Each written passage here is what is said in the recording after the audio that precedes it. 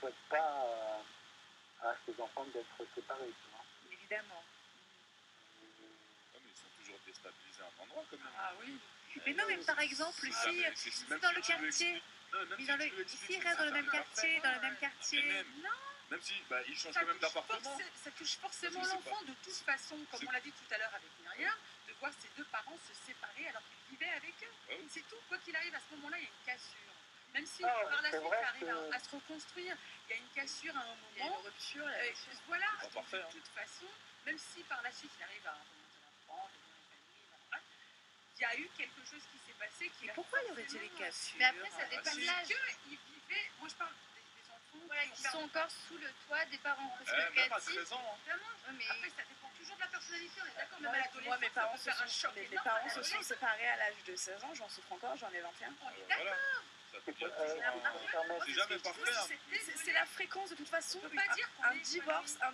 des parents provoquera toujours une souffrance, Voilà. une douleur chez l'enfant. Voilà. Tout ce qui va varier, tout ce qui va différer ensuite, c'est la fréquence, le degré de cette souffrance tout simplement. Voilà. Parce que les conditions dans lesquelles ça s'est passé, comment les parents, des parents qui regardent leurs enfants et qui leur disent écoute, si t'avais pas été là, ça serait peut-être pas arrivé. Tu t'imagines le choc?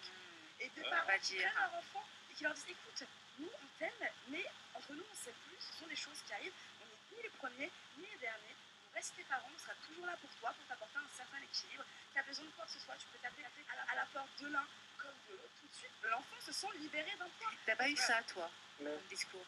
Moi j'ai pas eu ça comme discours, en fait moi je pense que j'ai eu une grosse chance, ma force dans l'histoire en fait, ça a été de me dire que, parce que moi en plus c'est une histoire, ça a été quelque chose d'assez complexe, d'assez ambigu, d'assez douloureux, mais à un moment donné je me suis fait violence et en fait je me suis dit, déjà on peut juger un couple à partir du moment où on est 7 jours sur 7, H24 dans son lit, ce qui n'était pas le cas. Donc j'ai réussi à faire la part des choses entre les êtres humains que sont mes parents et justement le rôle de parents qui est. Et moi ce que je me suis dit c'est que peu importe ce qui se passe entre eux, justement c'est ni les premiers ni les derniers, moi je les aimerais toujours en tant que parents et je les respecterai toujours en tant que tels. J'ai jamais manqué de rien. J'ai toujours eu un toit au-dessus de ma tête, un endroit où dormir et de quoi manger, c'est le principal. Mes parents m'ont donné une éducation, ils m'ont inculqué des valeurs, ils m'ont inculqué des principes. D'accord. C'est le principal. Après, oui, bien sûr, c'est des êtres humains comme un autre, en fait. Mais ça, on ne se rend pas compte quand on est petit, parce que pour nous, notre père, c'est un héros, et notre mère, c'est une reine. Donc forcément, c'est là où elle est la cassure. En fait, je pense que c'est pas par rapport au divorce des parents, mais plus par rapport au fait de se dire, non, je vis pas dans le monde de Cendrillon, je suis pas une princesse, je vis pas dans un conte de fées. Et oui, les situations comme ça arrive et c'est possible. Des personnes qui ne s'aiment plus, ça peut arriver. Après, le principal, c'est la manière dont elle le gère et dont on vous le fait ressentir, je pense. Je comprends. je peux dire quelque chose? Bien sûr, Eldar. Moi, pour moi, hein, parce que bon, j'ai vu autour de moi certaines familles justement en cas de divorce. C'est sur l'instant où il y a la cassure, qu'il y a un déchirement. Mais moi, j'ai remarqué que quand l'un des parents ne refait pas sa vie, par exemple, il y a moins de problèmes. Parce qu'il y a toujours, comment je peux dire ça, il y a toujours la même éducation, il y a toujours le même amour, même si ils ne sont pas tous les deux. C'est-à-dire que le simple fait que tous les 15 jours, ils vont chez le papa, par exemple, et que chez la maman, elle a refait sa vie, ça peut être du tout ou rien. Ça peut être le beau-père ne l'accepte pas, comme ça peut être tout le contraire. Moi, je serais plus rassurée de rentrer ce soir chez moi et de voir ma mère avec un homme qu'il aime et qu'elle aime. Et du coup, elle aurait une épaule sur laquelle se reposer. Elle est plus toute seule dans ces cas-là. Et moi, je pense que c'est bien aussi pour l'enfant. Faut aussi que ça se passe en bonne et due forme. Toi, tu parles comme quelqu'un qui est relativement mature, tu relativises énormément sur la situation. Ah, mais rien n'est grave puisque tout passe, alors autant relativiser. Et c'est vrai que relativiser, c'est vraiment le maître mot dans ce cas de figure. C'est la clé de la vie, franchement, c'est ça. Dans le monde de fou dans lequel on vit aujourd'hui, on est obligé de relativiser, t'as plus rien, sinon tu coules. Voilà. Non, mais tu sais, Et un enfant, il ne fait pas forcément ça. Oui, à 5 ans, il ne veut pas relativiser. Ah bah, il n'a pas le recul nécessaire aussi. Hein. Mais à 5 ans, t'as pas la présence d'esprit, tu vois. Voilà, Bien sûr. c'est pour ça que c'est dur. Lagdar. Et s'il y a des parents qui demandent à l'enfant de choisir. Ah, c'est horrible. Ça, c'est Non, là, c'est horrible. pas Tu veux bon. dire chez papa ou chez maman?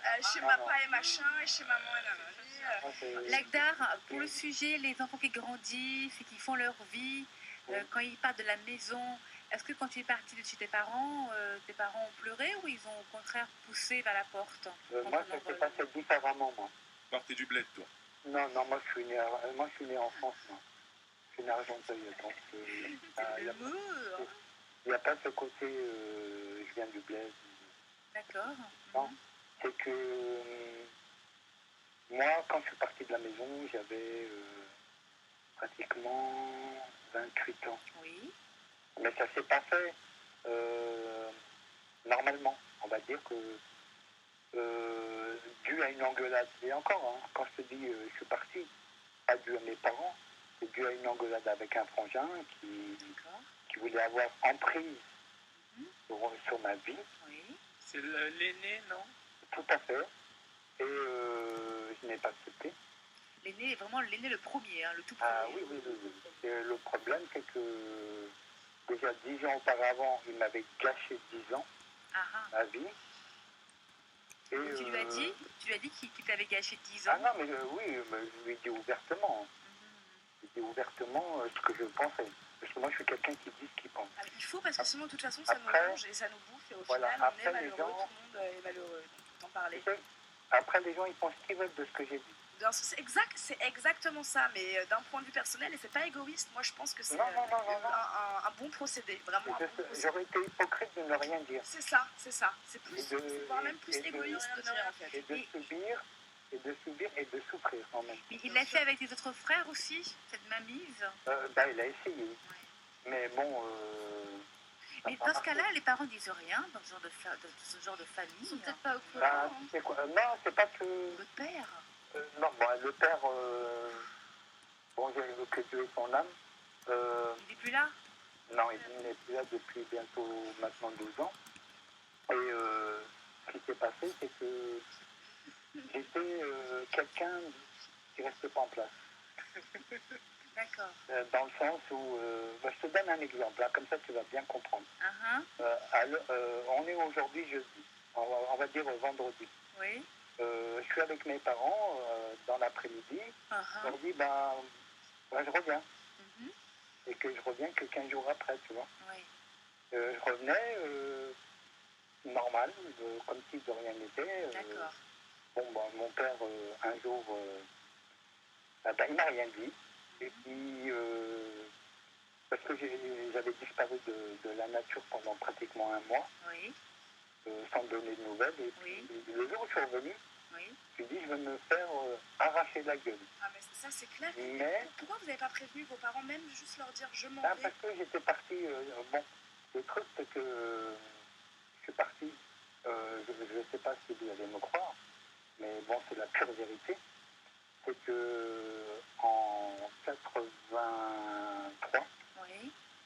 au mois d'août, j'avais ma petite chérie qui avait déménagé, Ouais. qui était partie à Chartres. D'accord. Fais la cour, ouais. Et donc, ce que j'ai fait, j'ai pris la nationale en direction de Chartres. Et la nationale, c'est-à-dire en vélo, à pied? À pied, À pied, la nationale. oui, à Mais pied. pourquoi pas le train ou le C'est beau bus? l'amour. Ah, À l'amour pied de sous la Gisèle. C'est ce que j'allais dire. Donc Oui, c'est sorti de C'est chez pour le toi. prestige de l'histoire quand vous êtes arrivé et lui dire C'est quoi, chérie, je j'ai suis venu à marqué. pied ou J'ai marché toute la nuit. Mais t'es fou, t'es complètement fou. C'est vrai. Amoureux, ok. Ouais. Bon, le truc, c'est que, voilà. Aïe, aïe, aïe. Ah, Gisèle, Attends, on veut savoir la fin maintenant. Ah ouais. Écoute, c'est des produits comme elle ça. aussi était partie, on avait dû se croiser sur le périph' à pied sans s'en rendre compte. On s'est loupé de Ouais, elle était en voiture, elle fait. Non, moi, Qui c'est se font là? Qui vient? Elle a dit, c'est qui ce boulot D'ailleurs, là? tu sais, au début, j'avais commencé à prendre l'autoroute. Aïe, Et aïe, il y a aïe. la police qui est arrivée qui m'a dit... À pied, t'as pris l'autoroute?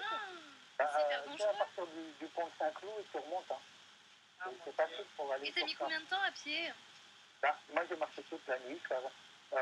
On va dire qu'à 20 km de Chartres, il y a un couple qui avait campé, qui avait passé la nuit dans un coin. Me voyant partir comme ça, ils m'ont dit, mais vous allez où? Ils disent, à Chartres. ils m'ont dit, Ça se voit pas.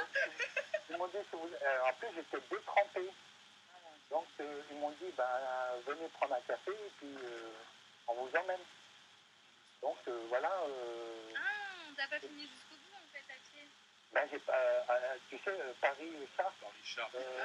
Déjà, porte de Clignancourt, Créteil, un Ok, soir, ok. j'ai mis 4h30. Je veux bien savoir la fin, moi. Bah oui. C'est Non, quoi? mais c'est pour dire que c'est des petits aléas comme ça. Mais Mais la finalement, fin, finalement, la fin, Laissez-le finir, laissez-le finir. Pas Des pour moi, pas pour moi, mais pour ma famille. Pour moi, mais ta pour- copine mais alors, la la copine. copine. ma copine, je l'ai vue. Elle a... Ah. Mais elle était contente, elle. Tu sais quoi, c'est un petit village qui s'appelle Sénonches, dans l'Eure. Oui, mais sinon. Et attends, je t'explique parce que c'est Non, pas mais facile. Aïe, aïe, aïe, aïe, aïe, Lagda. C'est que j'étais à peine arrivé dans le village Ouais, et tout le monde savait qu'il y avait un maghrébin. d'accord. Non. C'est toi le maghrébin? C'est pas Ouais. Ah vrai. oui, d'accord. Et parce qu'ils Avec n'avaient pas des fleurs. l'habitude, ils n'avaient pas l'habitude des Ok, maghrébins. ok. Alors, le truc, c'est que T'as pensé à passer chez le fleuriste avant? Je sais non, pas si t'as le pas truc, croisé les c'est que ça pakistanais. m'avait été Bon, coiffé. Lagdar, Et très la bien. chute de l'histoire, la chute de Non, l'histoire. non, mais je vais terminer, c'est la fin là. Le truc, c'est que voilà, je l'ai vu et on a discuté. C'est tout?